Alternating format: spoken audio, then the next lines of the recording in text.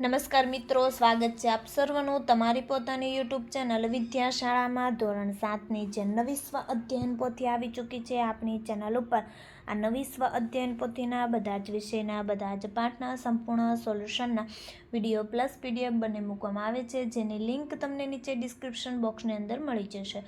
તો ચાલો વિદ્યાર્થી મિત્રો શરૂઆત કરીએ ધોરણ 7ની નવી સ્વ અધ્યયન પોથીના ભાગ નંબર 4ના ગુજરાતી વિષયના પાઠ નંબર 11 વાગે છે રે વાગે છે, તેમનું સંપૂર્ણ સોલ્યુશન આપણે આ વિડીયોની અંદર જોઈશું.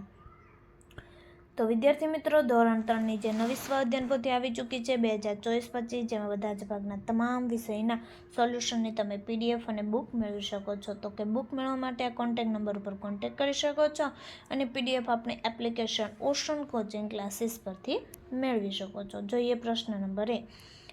વિકલ્પોમાંથી યોગ્ય વિકલ્પ પસંદ કરી અધૂરું વાક્ય પૂર્ણ કરો. નંબર 1.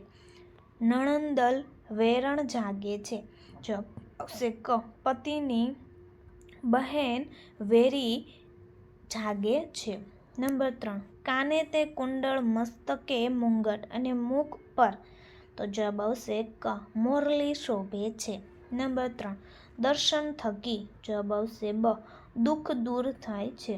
નંબર 4. વૃંદાવનમાં કૃષ્ણ બ. રાસ રમે છે. પ્રશ્ન નંબર 2. ફકરો ધ્યાનથી વાંચીને નીચે પૂછેલા પ્રશ્નોના ઉત્તર લખો. એ ફકરો છે જેને તમારે ધ્યાનપૂર્વક વાંચી નીચે આપેલા પ્રશ્નોના જવાબ લખવાના છે. નંબર 1. સાર્વજનિક કૂવો એટલે કેવો કૂવો? તો જે કૂવામાંથી ગામના તમામ લોકો કંઈ પણ ભેદભાવ વગર પાણી ભરી શકે અને વાપરી શકે તેને સાર્વજનિક કૂવો કહે છે. નંબર 2. લેખકને સાર્વજનિક કૂવે નાહવાની મજા કેમ આવતી હોય છે? તો કે સાર્વજનિક કૂવે કુટુંબના સભ્યો તથા મિત્રો સાથે મળીને નાહવાની મજા આવતી હશે. નંબર 3. ધોળી કૂઈની શી વિશેષતા હતી? તો ગમે એવો દુષ્કાળ પડ્યો હોય તો પણ ધોળી કૂઈનું પાણી સુકાતું ન હતું. એની સરવાણી અખૂટ હતી અને તેનું પાણી માત્ર પીવા માટે વપરાતું હતું. આ તેની વિશેષતા હતી. નંબર 4. ફકરામાં મીંદડી શબ્દ શાના માટે વપરાયો છે? તો કે મીંદડી એટલે અણિયાળા, મોટા મોટા નહોરવાળા પંજા જેવા આકારનું સાધન. તે લોખંડની બનેલી હોય. નંબર 5. આ ઘરેણાને શોધવા માટે અઠંગ તરવૈયાઓ એમાં ઉતર્યા. વાક્યમાંથી વિશેષણ શોધીને લખો. અઠંગ વિશેષણ છે. પ્રશ્ન નંબર 3. કાવ્યને આધારે આપેલા શબ્દનો નજીકનો અર્થ રેખાંકિત કરીને તે શબ્દનો વાક્ય પ્રયોગ કરો. નંબર 1. દધી દૂધ, દહીં કે અવધી દહીં. તુલસીના વનના માર્ગો વહાલો ધણ રૂપે દધી માંગ છે. નંબર 2. વહાલો શ્રી કૃષ્ણ. વૃંદાવનમાં કુંજની સાંકડી ગલીમાં વહાલો રાસ રમે છે. નંબર 3. ગગન આકાશ. ગગનમાં અસંખ્ય તારલાઓ ચમકે છે. નંબર 4. દાણ કર. વૃંદાવનના માર્ગે જતા શ્રી કૃષ્ણ દહીંનો કર માંગે છે. નંબર 5. ભાંગે ભાંગવું. શ્રી કૃષ્ણના દર્શનથી આપણા સર્વ દુઃખ ભાંગે છે. પ્રશ્ન નંબર 4. ઉપર લખેલા વાક્યોને આધારે યોગ્ય ફેરફાર કરી ફકરો બનાવીને લખો. તો કે વૃંદાવનના માર્ગે તુલસીના વનમાં વહાલો ધણ રૂપે દહીં માંગે છે. વૃંદાવનની સાંકડી ગલીઓમાં શ્રી કૃષ્ણ રાસ રમે છે, જ્યાં ભગવાનના માધુર્યનું દર્શન થાય છે.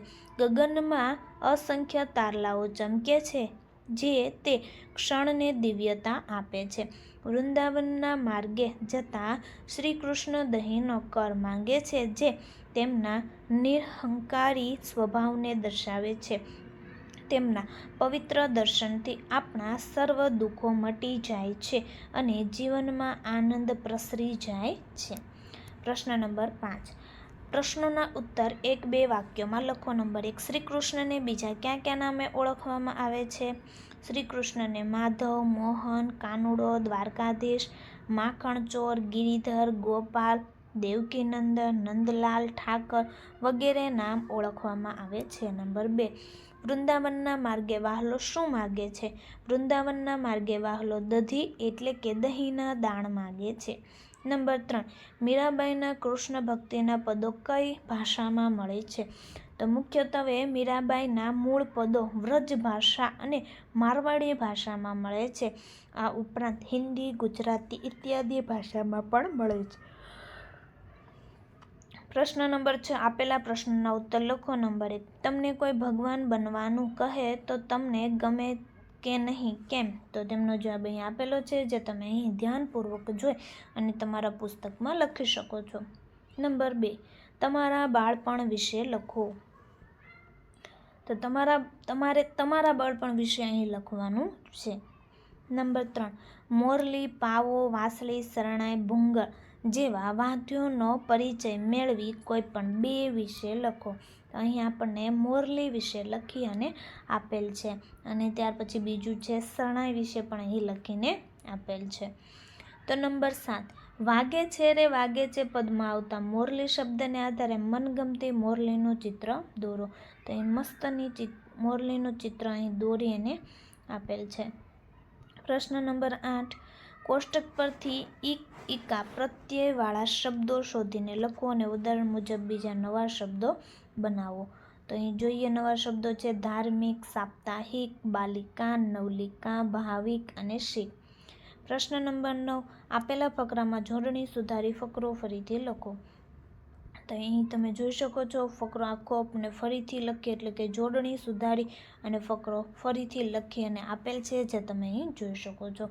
તો વિદ્યાર્થી મિત્રો, ફરી આપણે મળીશું જે બીજા વિષયની નવી સ્વ અધ્યયન પોથીના સંપૂર્ણ સોલ્યુશન સાથે. આ વિડીયોની લિંક તમે તમારા મિત્રો દોસ્તોને જરૂરથી શેર કરજો, જેથી તે લોકોને આ સોલ્યુશનનો લાભ મળી રહે.